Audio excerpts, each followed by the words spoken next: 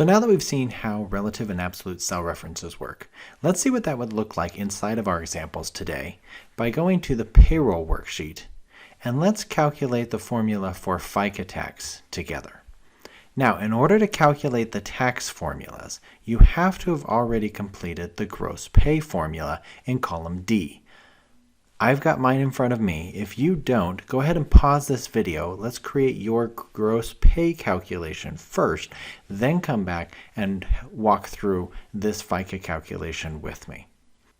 So FICA tax, just like all of the other taxes we'll be doing in this example, are a percentage of gross pay.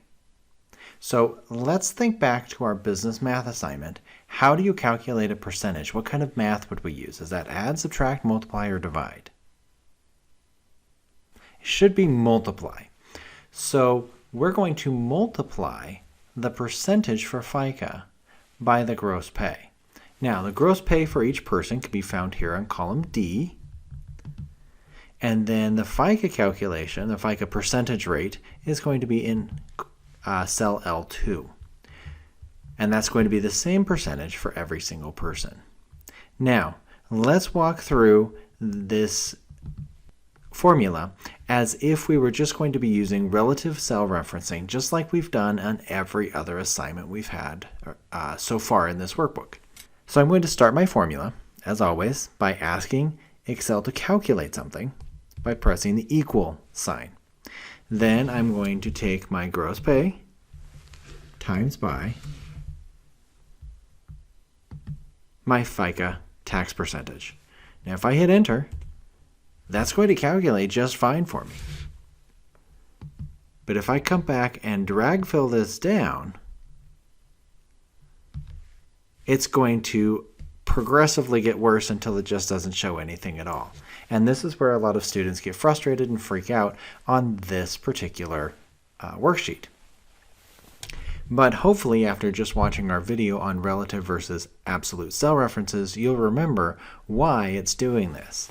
It's because both of the cells in this formula, so if I come back to this formula, both of our cells, D6 and L2, are relative right now, meaning as I drag fill down, both of these are going to move down relative to where my formula is. So on my second line, D6 became D7, L2 became L3, and that's where the real problem comes in. Is now instead of calculating by the FICA rate, I'm actually calculating by the federal tax rate. And then on row 3, I'm calculating by the state tax, and then by row 4, I'm calculating based on a blank line, and they just progress down from there. So what we have to do is we want column D to remain relative, so that as I drag it down, I'm grabbing the FICA rate for each employee respectively. But what I need to do is make L2 absolute. Now, think back to the video you just watched. What symbol do we use to make a relative cell reference an absolute one? If you thought the $, then you'd be right.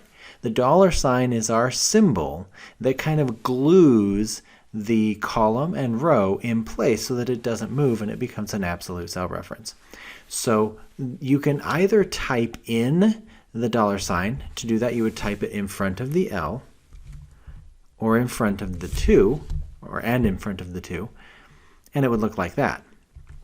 Another way that you can do that, I'm going to come down, I'm going to come back here, is you could use a shortcut key.